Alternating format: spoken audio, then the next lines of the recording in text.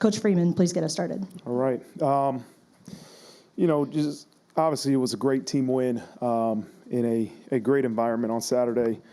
A lot of individuals did some really good things as you watch back and evaluate film, but I'm most proud of how we played complementary football. It was important to play complementary football when two really good teams go at it. And we won the battle of field position, which was a major key for us, and then we won a turnover margin. Those two things were vital for us to have success on Saturday. The defense played really well. 2 turnovers were huge, and holding A&M to field goals 2 out of those 3 times when they were in our territory was key, and that was something we emphasized.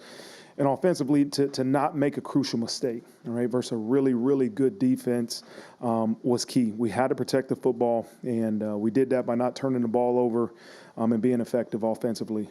To finish the fourth quarter with an 8-play, 85-yard TD drive was the difference, right? We knew it was going to be a battle the entire game, and that's really the moment where we were able to say, okay, we have this. We got the game, and we did a good job defensively following that, and then we finished with the field goal. Mitch, special teams-wise, with Mitch going 3 for 3, that was major. That was major, and then I thought our kickoff coverage unit did a really good job of pinning them back a couple times, and those points are all key when you talk about winning the battle of field position, and that was, they all contribute to that.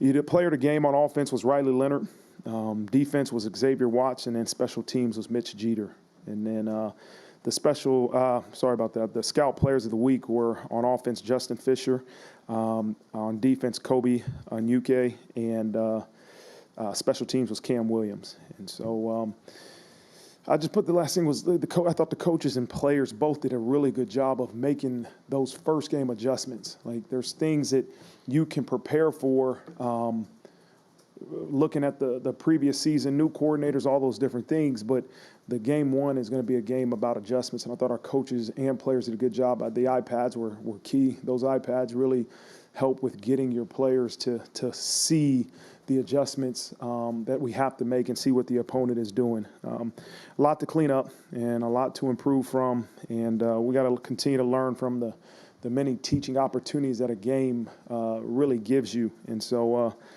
we've got to go back and prepare. We'll evaluate it today with our players and give them the keys to, we believe it's going to help them to improve our performance, and we'll move forward from there. Faison was the only major injury from that game, which we expect him to be out probably 1 to 2 weeks with an ankle sprain. But we'll see over the next week how he improves and when he'll be able to come back. Moving forward, we have a really good Northern Illinois team coming here on Saturday. They've won 7 of their last 9 games dating back to last year, and they return 18 starters, right? 9 on offense, 9 on defense, and have been very competitive in Coach Hammock's tenure there versus Power 4 teams, right? And you talk about they beat Boston College last year. They were, I think it was a 73 game versus Nebraska in the second quarter. The year before, there was a 1-score game versus Kentucky. The year before, they beat Georgia Tech in 21, so they'll be ready to roll. They're going to come in here ready to go, and they've had success. So we got to be ready to roll ourselves and really have a good week of prep. And, we finally get a chance to play in Notre Dame Stadium for the first time this year with our home crowd, and it's going to be exciting. And so we're looking forward to that. So with that, I'll open up for questions. All right, we're going to start in your far right, second row, Tom Noy. Marcus, when you roll back over the last 36 hours, maybe what text or conversation or phone call that you've received or had that kind of told you Saturday was a pretty big deal?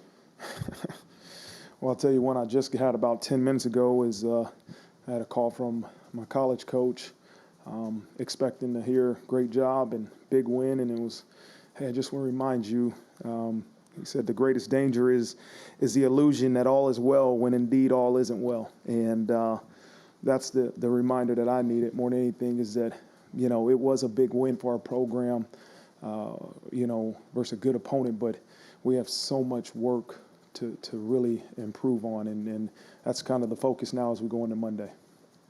You're big on experience and saying there's no substitute for it. You have not had the experience of building off a major road win in an atmosphere like that. So who do you draw? Where do you draw the on and say, all right, this is what we're going to need to do for the following week and build off of it? Yeah, it goes back to watching the film with a critical eye. And you can't let the emotions of a victory or a defeat affect the way you evaluate what you need to do to improve. And we have to believe that our preparation is the key to us having success on Saturdays. And that's what we'll continue to rely on is that, hey, let's evaluate the film, really understand and own the mistakes that we've made as coaches and players, and then come up with a process to fix it and go attack it on Tuesday, Wednesday, Thursday, and Friday, and then we get a chance to go out and play on Saturday. So we have to prepare and we have to have a critical eye. All right, left side, front row, Jack Sobel. Marcus, you talked a little bit about the offensive line after the game. How they bounced back from some bad reps early, how they battled. After watching the tape, what stood out about the way they played, and what can be improved from here? Yeah, I was really proud of the way they performed. They did a good job versus a really tough defensive line, and they battled. And there's some mistakes that maybe to the normal person's eye, it's like, man, that's an old lineman's fault. But there's also some things as a coaching staff that we got to put them in better situations, make some different checks and things like that. But they continued to battle even after, maybe you got beat, you got a holding call, you had a false start. Like they reloaded and they went back and performed and they really competed through all four quarters. So we're really pleased with the performance of our offensive line. And then Mitchell Evans, I think he only had around 10 snaps, mostly on passing downs. What was the plan for him going in, and what's the plan for him going forward? Yeah, he just got cleared probably 6 days or 7 days before we played. So we were very intentional about getting him on the field and the right opportunities, but he wasn't, without having a full training camp, he just physically wasn't ready to play 50, 60, 70 plays. Each week he'll continue to increase his workload. It's a long season, and so we got to make sure that we give him the best opportunity to succeed throughout the entirety of the season. Back to your far right, first row, Eric Hansen. Hey, Coach. Just building on the offensive line eval, Mike Denbrock had said in the preseason, this is an offense that's going to be pretty good at some point, and wasn't quite sure when. Given how good Texas A&M's defense is, or at least their reputation, what did you learn from that game that will help push that process along of your offense moving towards its peak? Yeah, as coaches, we know we evaluate that and say we have a ways to go as a team. And offensively, Coach Denbrock feels the same way. But you know what? We played well enough that game to beat a really good opponent. Now, we want perfection, so we're going to go back and look at every play in terms of how we can execute and be efficient on every play. But it's a constant chase for improvement. Like we say chase perfection, but it's not achieved yet, right? So we got to go back and improve. And that's, to me, if we have to make sure our players have that same mindset that we do. It's a constant chase for improvement. And I think we'll see how well we've done after the season. You look back and say, man, look how far you've come. But when you're in the middle of it, man, you're just talking about improving. And then my follow-up has to do with KK Smith is now listed on the depth chart for you. So as you kind of refine this six-man rotation with Jordan Faison out, what can KK Smith bring to the table? Yeah, he was a guy that we had said, hey, he could possibly get in the game versus A&M, and he ended up not getting in the game. But we have a lot of confidence in KK. Micah Gilbert's another guy that I think we'll see this week. We had a plan to say, okay, we have 6 guys that we know at any point can be the starter or be on the field. 7th and 8th at that point was KK and Micah, and with Faison being down, KK will have a increased role. But there's a lot of confidence from Micah Gilbert on down to everybody in that room, and we'll see. I think we'll see him on Saturday for sure. All right, back to your left in the front row, Tyler Horka. Marcus, on the field after the game, Riley Leonard said, he joked, it kind of took him 3 quarters to get acclimated, assimilated, and ready to go and win that type of ball game. I'm curious, when you go back and look at the 4-quarter progression of what he did, how did you evaluate the passing game, and how much better can it get in subsequent games? Yeah, I thought, he did a really good job in some of his decision making. There was also some decisions that probably he wished he would have saw something or made a different decision, but he really played the quarterback position well, right? He did what we asked him to do, and that was to take care of the football. We weren't asking for explosive plays, right? And this had to be a complimentary football game, and Riley did a really good job at doing that. Then obviously there were the 11 penalties. I think it was 99 yards. You're playing in front of 107,000. I'm sure that has something to do with it. But when you looked at the penalties, how easy is it to clean up, and do you feel confident that it will get cleaned up? Nothing's easy. No, it's not easy at all, but we have to practice it. We have to drill it. It's the lack of focus penalties that are the ones that you get, frustrated on. You got to see the ball snapped if you're on defense, right? You can't jump off sides. And it's easy for me to say that, but we got to continue to drill that in practice over and over and over. Had, 2 pre-snap penalties on offense that we got to clean up. And so those are the ones that you can accept. There's some other ones that, is it a holding? Is it not? All those different things. Like, that's football. You're never going to be perfect. But the pre-snap lack of focus penalties are the ones that we have to clean up and really continue to attack in practice. Right side, third row, Tim Priester. Marcus, Coach Denbrock was on the field calling plays. I think at LSU he was upstairs. Was that a game situation with communication and then maybe learning the new headset? And then in accordance with that, your aggression on fourth down, how much in that thought process was, we've got a great defense and we don't think that they can move the ball on us? Yeah, Denbrock's decision to be on the field was a decision that he made, and we talked about it, like, what's best for you as an offensive coordinator to get your job done. And, when you're a coordinator, you have to feel, if you're going to be on the field, which I was, you have to feel comfortable with who's in the box and who's going to give you the information you need. If you don't feel comfortable with that, a lot of times you go up. And so, when we were at Cincinnati, he was on the field, I think, for our last 3 years together.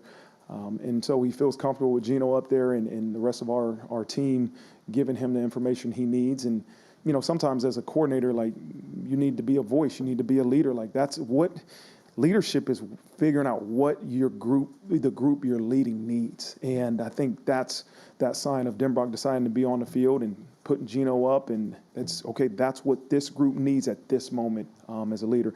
The fourth down calls, I want to be aggressive. I had a plan going into the game that was going to, in certain areas of the field, 1's a go. We were going to go for it, and right around that 50-yard line, 2 was a go, and made the decision go for it. And we were 50%. We'd like to be 100%, but I wanted to be aggressive in that game. I said, listen, we have to be aggressive. Me, as in some of those decisions, I wanted to be aggressive. I'm asking these guys to be aggressive and attack. And I just didn't want to be cautious in that moment of the game. And there was a comfort in knowing that our defense, I felt strongly about our defense too. Like, all those things go into consideration before the game when you make these type of decisions, right? I had a plan going in to go for it in those situations, but the defense, knowing what your defenses do goes into consideration for sure. And then how do you balance the decision making between pushing the football down the field with Riley Leonard, which isn't necessarily at the top of his list of strengths, and just playing to his strengths and what you guys do best offensively? I think a strength of Riley is pushing the ball down the field. That's just my opinion as his coach. I'm no quarterback guru, but I feel strongly about being able to say, hey, Riley, let's take some shots and throw it down the field. And so, again, probably more than anything, going into the game, we might have thought we were going to see some different things defensively, that maybe taking shots down the field wasn't always going to be, the first thought. The other part of it was, again, as I said, the battle of field position. As the head coach, I said, that's got to be the focus this game. Turnover margin and field position. And, if you take a shot on first down and you decide to throw it on second down, and you're in third and long, 3 and out, you're not changing the field position. We have to move the change, and that was a part of the plan. Okay, to your left side, third row, Pete Burton. Hi, Marcus. As you talk about chasing improvement throughout the year, which I know is something we'll continue to hear from you, some things can be changed immediately. Other things take time and progression. What are some of the areas you identified from Saturday that you guys think you can fix right away? Yeah, those pre-snap penalties are one for sure, right? And we've practiced it, but the results aren't where you want it. So we got to practice it in a different way, right? And it takes time, but it also takes strategy. And so we've kind of sat down as coaches, okay, how do we continue to find ways to address jumping off sides defensively, offensively to handle crowd noise, to make sure we don't have those pre-snap penalties. Those are two things right away I can tell you can be addressed immediately. Some of the I guess, decisions, protections that we make as a coaching staff for our offense, those are things that we can fix. When you watch film, say, man, I wish we would have had this protection check instead of the one we had, right? So we don't have a guy freely going after our quarterback. So those are things that as a coaching staff that you can help right away. Some of those other things it takes time. It takes time. You mentioned on Saturday that you had pointed out pregame to the guys where the fans were, and you were appreciative of the people that made it down and helped you guys out. To that end, how much are you and your team looking forward to being here and having a full stadium full of your supporters? Yeah. Shout out to our fans that did go to College Station, man. We felt them. They were loud. They were. We just felt their energy. But to be back home, there's no place like home. That's what they say, right? To be back in Notre Dame Stadium, every time we practice in our stadium, I remind the team this has to be special. We can't take it for granted. It can't be another game. And so we owe it to each other, to our football program, to perform at a high level. We also owe it to these fans that come here to support us, to make sure we're performing at a high level and a high standard. And so we're excited. Our crowd has to be an advantage. It's an advantage for Texas A&M, right? You can tell during the game, like, the atmosphere affects the game. Anybody that says it doesn't, you're not in one of these big stadiums, right? Your atmosphere and your crowd can truly have an impact on your opponent. When they're loud, when their offense is on the field, it's hard. You got to practice against that. We spent intentional time for how many weeks practicing against crowd noise offensively, right? And it can be energizing defensively. Right? We don't need them to be loud and crazy. Sometimes we're on the field defensively, but it can be energized. I mean, when you're on offense, I'm sorry.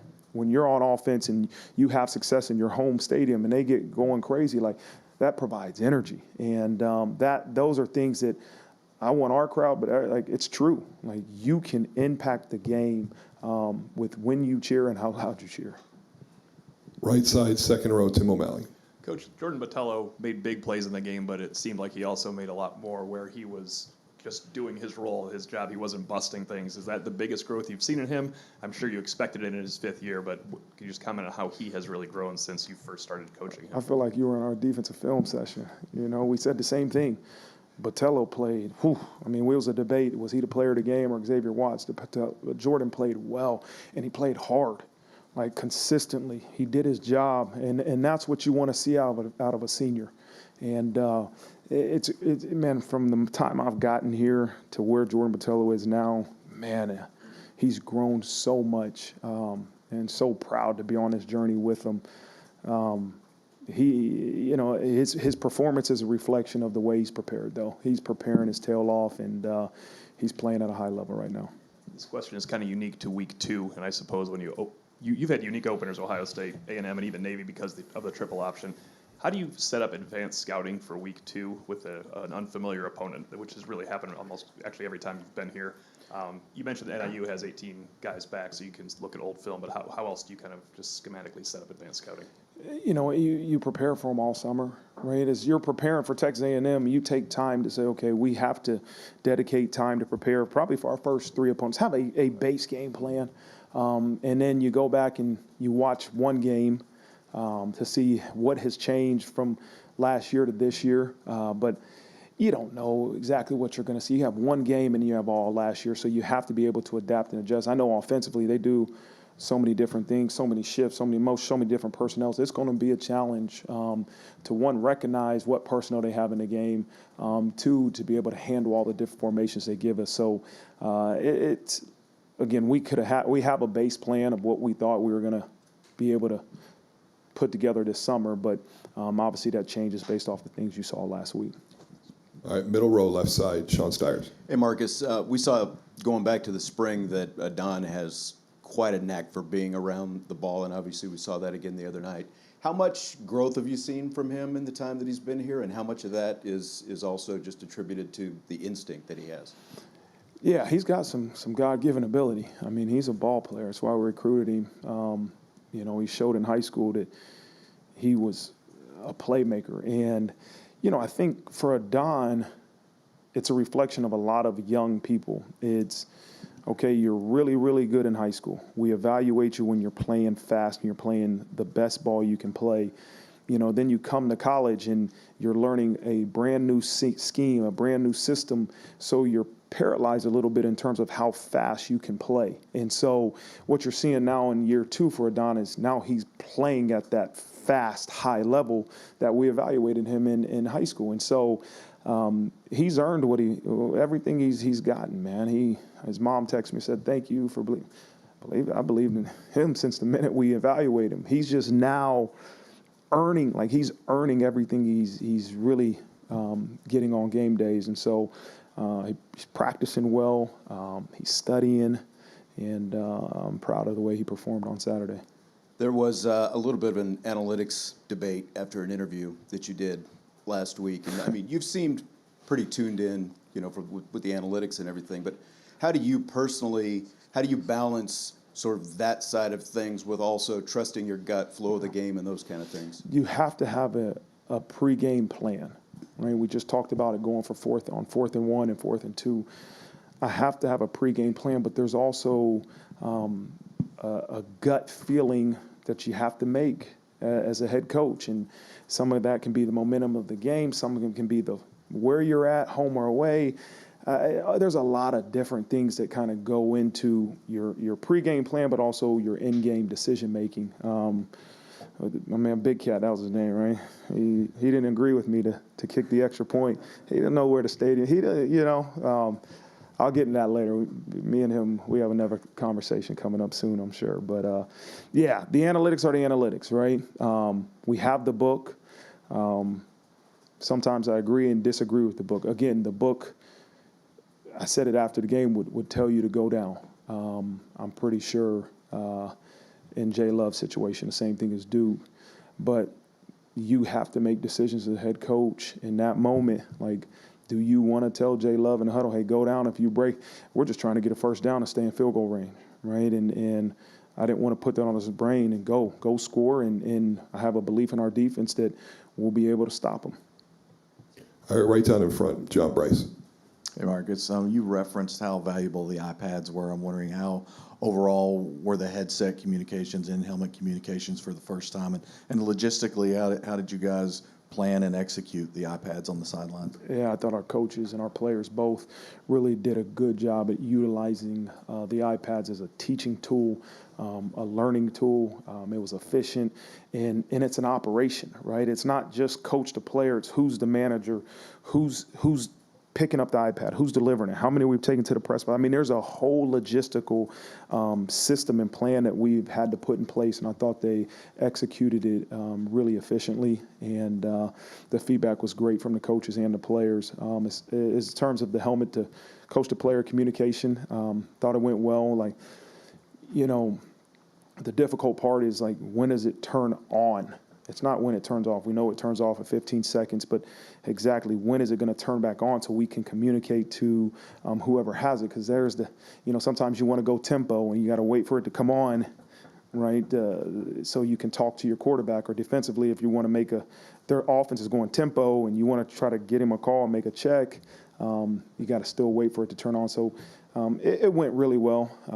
It wasn't a negative. It's just continue to get in that exact detail of, hey, when are you going to be able to do it, and communicate to them. We know when it's gonna turn off, but when are we going to be able to get that person the info we need to? And the second one for me, we saw you celebrate on the field after the game, a hug with Pete. You even lifted Joanna up in the air for a hug. But pregame, that's maybe as animated as we've seen you in the tunnel. What was going through your mind? What was that? Were you sending a message to the team, or just what was that? Yeah, it was intentional. It was a couple different reasons, but I remember as we came out, I'm looking at Anthony Knapp and looking at Sam Pendleton, and it's their first time. They're freshmen, and they're playing in this big environment, and it's almost like you go into parent mode and you want to take that pressure off of them. Like, put it on me. Let's go, man. Like, let's go. This is what we talked about. And I remember in that moment saying, like, we're right here. This is what we showed you in the meeting. Like, this is what we just talked about, right? Like, we've been here. That's what I told them. Like, we've been here. We know exactly where we're at, because that's what I want them to feel when we go through that during the week of preparation, of showing them where we're going. This is what the crowd's going to be like. We've been here. And so I wanted to take a little bit of that pressure off of them. I want them to have that mentality of, like, let's go, man. Like, let's go. We're competitors. And I didn't want them to have any fear. And so it was intentional why I did that. I thought that's what they needed at that moment. Obviously, I'm not always like that. But it wasn't just that, oh, man, I'm jacked up, I'm ready to go. It was like, okay, sometime, like, as a parent or a coach, you said, all right, like, I'm with you. Like, don't fear, right? Have as much confidence in yourself that we have in you. Let's go. We're doing this thing together. And my wife sent me that video. Yeah, it was probably a little bit out of control, but it was what was needed at the time, I felt. Yeah. All right, left side, second row, Tyler James. Marcus, Christian Gray had a big play near the end of the game in his first career start. What's the importance of him to have a moment like that and to show the aggressiveness that he did, where I think in a situation you could just go for a tackle, but he was playing the ball and was very aggressive in that stop? Yeah, he had a good game, man. Christian, man, is a good player, and it's good for him to make some big plays in that game. It's a mentality to be aggressive on 4th and 2 right there and jump that ball, because if all of a sudden it's a slant and go, that's 6. And so playing corner, man, you have to know when to be aggressive, when you can take chances, and when you have to be smart, right? And so that shows you the confidence he had in recognizing the formation. And I know Coach Mickens and him have spent endless hours working on formations and splits and down and distances, but you got to trust it. And you got to go do it, and he did it at the right time, and that was a huge play. And then what did you think you guys were able to get out of Howard Cross after he was dealing with some hamstring issues in camp and being able to play on Saturday? Yeah, man, he's a problem on the inside. He's tough to block, and he played really well and was disruptive and had a sack, and it's good to have 56 back in full go. All right, we're going to wrap up on your right front row with Pete Sampson. Mark, I was interested in your sort of evaluation of the non-Kaiser linebackers, how they played. And then I was also curious, I think there's 8.5 minutes to go. It's 13-13. The 2 linebackers out there are Bowen and Osbury. Yeah. What goes into that rotation where this is a tie game in the 4th quarter, but we're still going to go with the young guys? Yeah, I think that's a reflection of the belief we have in all 5 of those backers. Like, anyone at any time can be on the field, and we're not batting an eye. Kaiser's your captain. Kaiser's your vocal leader. But all of them can perform at the level that we believe they need to perform. And Alsbury, he played well. He made a lot of plays. And Kingston's out there as a freshman making plays. Drake's playing well. Like, Sneed's being Sneed, right? He's doing some third down things, but also doing well on base down. And so Max has done a great job with those guys in that he has confidence. It's 5 starters. Those are 5 starters. And when you're playing with 2 at a time versus 11 personnel sets, like, you got to be intentional about rolling them in the game, and you can't be emotional. You have to be intentional about who's going in this series. And I thought everybody in that linebacker room performed well.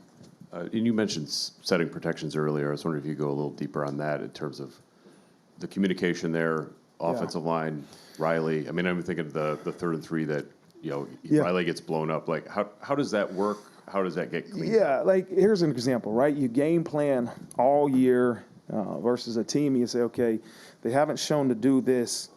Let's not let's not count this guy and protect. He's not going to come. They're not going to drop this guy. And then all of a sudden they do it, and you have somebody free going after your quarterback. And so you have to get to the sideline and say, okay, guys, that tendency that we saw isn't holding true. Let's make an adjustment, and that's what you got to do. But when you go into a game, you have to make decisions and game plan based off what you think tendencies show you. And they did something we have never saw, and that's why we let that guy run free. It's not a good game plan to let this guy blitz and hit your quarterback without being deterred. But the greatest thing is we recognized it, we made adjustments, and we didn't let it happen. And so is that on Riley to set it or change it, or how does that work? No, that play is on Riley to listen to what his coaches said, right? And say, hey, we don't think he's coming, right? Slide the protection this way or that way.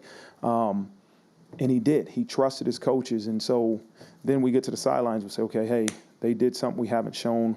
Let's make sure the next time we get this look, we don't slide the protection this way, whichever direction we were talking about. But he's just doing what we told him to do, and we made the adjustments on the sidelines after that. All right, thank you, Coach. Awesome. Thanks, guys.